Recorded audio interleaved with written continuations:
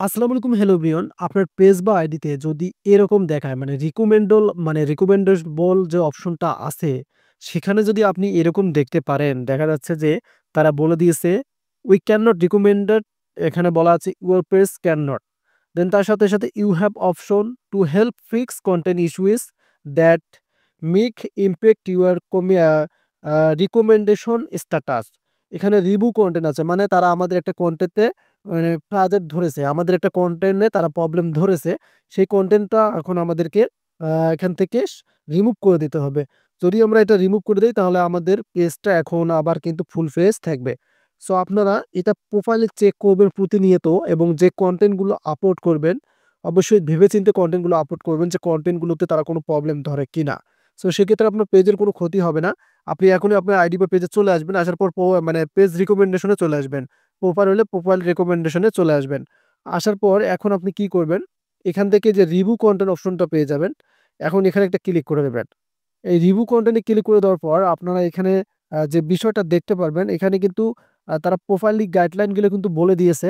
আম এখানে দেখতে পারতেছেন, একদম নিচে দেখবেন এখানে আমার যে অ্যাকাউন্টে পেজটা ক্রিয়েট করা আছে সেটা শো করতেছে। এখানে বলা আছে তারা আমাদেরকে create a post as the page that was flagged, তারা ধরেছে আমাদের কন্টেন্টটা ফ্লাজেড ধরেছে।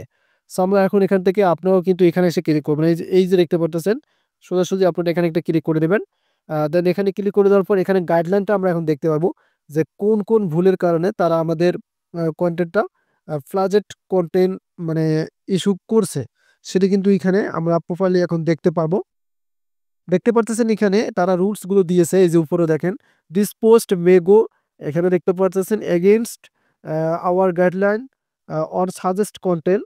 এখান থেকে এই যে দেখতে পারতেছেন তারা কিছু এই যে গাইডলাইন গুলো দিয়েছে, এই যে দেখতে পারতেছেন এই গাইডলাইনে যে কোনো একটা গাইডলাইন কিন্তু আমার ভঙ্গ হয়েছে, এই কারণে তারা কিন্তু আমার যে ভিডিওটা আছে সেটা ফ্লাজেট করে দিয়েছে।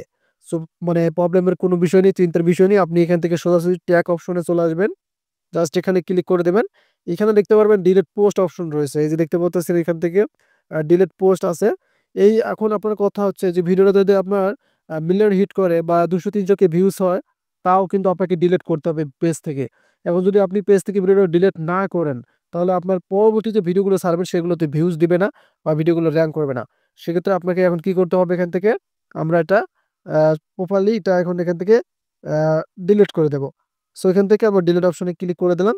সো এখন কিন্তু আমাদের এটা ভিডিও ডিলিট হয়ে গেছে অলমোস্ট। এখানে দেখতে পাচ্ছেন আমাদের পেজটা কিন্তু এখন দেখেন ফুল ফ্রেশ চলে আসলো। আবার এখানে দেখতে পাচ্ছেন এই যে এখানে দেখেন আমাদের কিন্তু মনিটাইজেশন অ্যাক্টিভ আছে, এবং পেজ রিকমেন্ডেশন আমরা আবার একটা ক্লিক করে দেব। এখানে ক্লিক করে দিলাম আমি এখন। আপনারা দেখতে পাবেন, একটু ওয়েট করতে হবে। এখানে দেখেন আমি আপনাদেরকে দেখাচ্ছি। এই যে এখানে দেখতে পারতেছেন একটু আগে কিন্তু আমাদের রিভিউ কন্টেন্ট ছিল, এখন কিন্তু নেই। এখানে দেখতে পারতেছেন এখন কিন্তু নেই। একদম কিন্তু ঠিক আছে।